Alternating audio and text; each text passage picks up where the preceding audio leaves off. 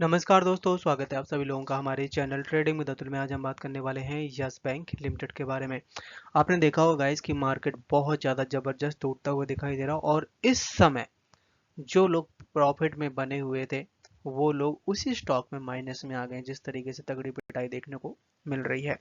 और इसी तरह का माहौल यस बैंक में भी दिखाई दे रहा है, क्योंकि यस बैंक जैसे 32 रुपए तक का हाई बनाया था, उस बीच में बहुत सारे लोगों ने बाय किया 23 रुपए, 24 रुपए, 25 रुपए, और अब देखिए यहाँ पे स्टॉक 19 रुपए के आसपास आ चुका है।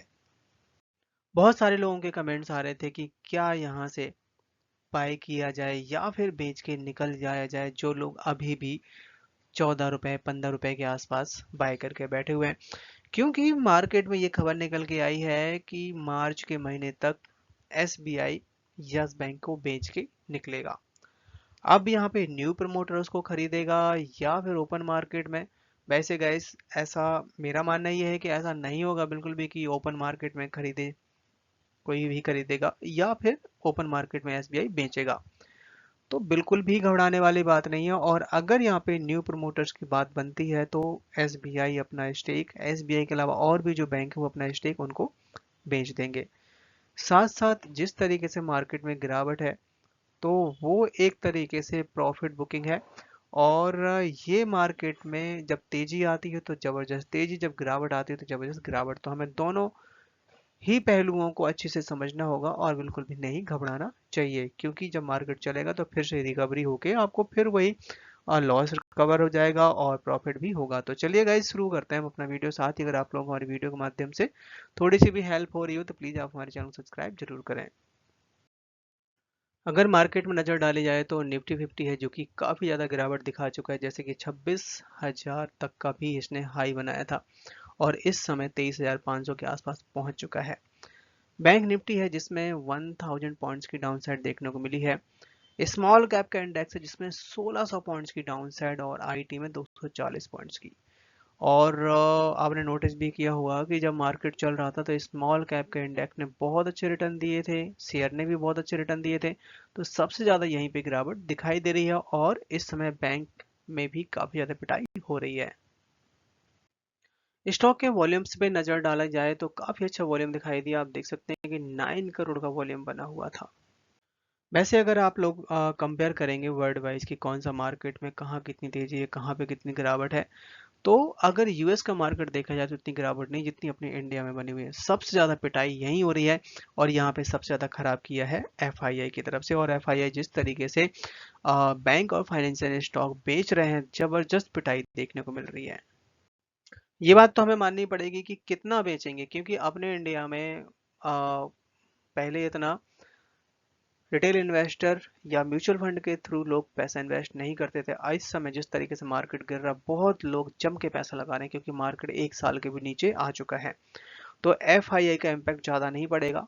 अगर आप आज से 5 साल पहले, 10 साल पहले बात करें तो एफआईआई पूरा मार्केट को हिला कर रख देते थे।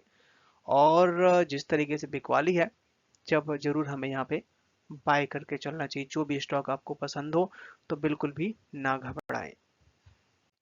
सबसे ज़्यादा जो पिटाई हुई है आज के दिन, अगर हम बात करें बैंकों की, तो सारे सारे बैंक टूटे हैं, जिसमें आरबीआई की तरफ से एक नई रिपोर्ट निकल के आई है जिसमें बड़े बैंकों को उन्होंने फेलियर बता दिया है।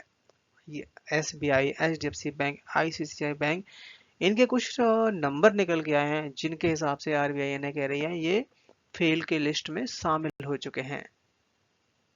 जो अभी के ये जो आंकड़े थे, ये सेंट्रल बैंक की तरफ से जारी किए गए हैं, जिसको आरबीआई की तरफ से बताया गया है।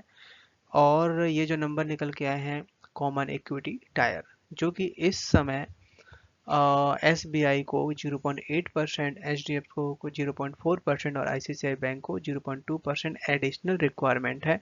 और इन सब के चलते हुए ये रिस्क असेसमेंट के उसमें डाल दिया गया है आरबीआई की तरफ से। तो एक रीजन ये भी है कि जब इतने बड़े बैंकों का यहाँ पे आरबीआई फेल्योर बता रहा है, तो जितना भी बैंकिंग सिस्टम है सब में आज के दिन जबरदस्त पिटाई दिखाई दी। यहाँ पे एक बड़ा अपडेट निकल के आ रहा है यस बैंक और डीएचएफएल फ्रॉड केस के बारे में, जिसमें बिल्डर संजय छपरिया, इन्हें बेल मिल गई है।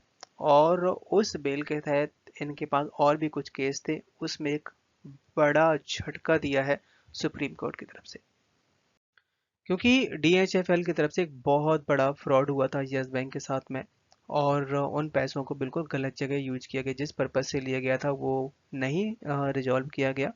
और उनके जो प्रमोटर्स हैं डीएचएफएल के, वो अभी भी जेल में हैं, और उन्हें बेल मिलने के बावजूद भी अभी और भी बहुत सारे केस चल रहे हैं, जिसमें सुप्रीम कोर्ट डिले कर रहा है। मतलब सुप्रीम कोर्ट भी चाहता है कि जो ये फ्रॉड हुआ है उस केस को सही से प्रॉपर तरीके से सुनवाई की जाए। पर इस समय एक नया एग्जाम्पल निकल के आया है मनीष सिसोदिया का, जो कि सुप्रीम कोर्ट ने उन्हें बेल दे दी गई है, और उसी का एग्जाम्पल सेट करते हुए संजय छबरिया ये सुप्रीम कोर्ट को बोल रहे हैं, भाई मुझे भी बेल दो, क्योंकि जब उसको मिल सकती तो मुझे क्यों नहीं मिल सकती। तो इस तरीके के एग्जाम्पल यहाँ पे सेट होते हुए देखे जा रहे हैं। बट गाइस, अपनी जो गवर्नमेंट है, सीबीआई है, जरूर यहाँ पे कुछ न कुछ सॉल्यूशन निकालेगी, और काफी हद तक इस तरीके के लोगों का प्रॉपर्टी जब्त हो चुका है और उस प्रॉपर्टी को बेच के भी पैसा निकाला जा रहा है। यस बैंक की मैनेजमेंट की तरफ से यस बैंक के एम्प्लॉय के लिए काफी बड़े शेयर जारी किए गए, आप देख सकते हैं, वो भी काफी सस्ते रेट पे 14,86,486, जिसमें कंपनी को करोड़ों के हिसाब से पैसा मिला है, और अगर आप इसको कैलकुलेट करेंगे तो 13 रुपए पर शेयर के हिसाब से शेयर जारी किए गए हैं।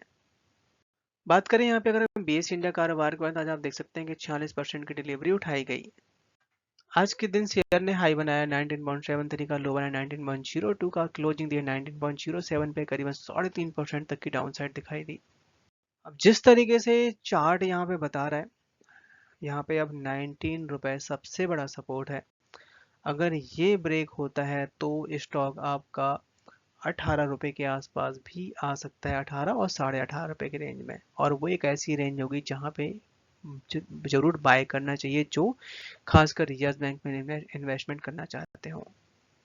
और उसी की बदौलत अगर यहाँ पे देखा जाए तो यस बैंक है जो कि करीबन 635 करोड़ का जो अपना एनपीए है, अनसिक्योर अनसिक्योर मतलब कि वही जो क्रेडिट कार्ड का पर्सनल लोन, जो कि यहाँ पे अब सेल कर रहा है, क्योंकि इस समय एनपीए बहुत ज़्यादा हो रहा है और अनसिक्योर पे कोई भी उगवाई भी नहीं हो पाती है। इसके साथ साथ जेसी फ्लावर्स की तरफ से करीब 400 करोड़ का अमाउंट मिला है, रिसीव किया है, और ये जो है जो 48,000 करोड़ का जो बैड लोन जो बेचा गया था जेसी फ्लावर्स को, उसकी ही जो रिकवरी हो रही है वो यस बैंक को मिलते हुई दिखाई दे रही है। अभी यहाँ पे F I I D I सब पब्लिक की न्यू शेयर होल्डिंग आती हुई देखी जा रही है। तो अगर हम एफ आई आई की बात करें तो एफ आई आई का 23% तक का स्टेक था एक साल पहले, जो कि इस समय 27% हो गया।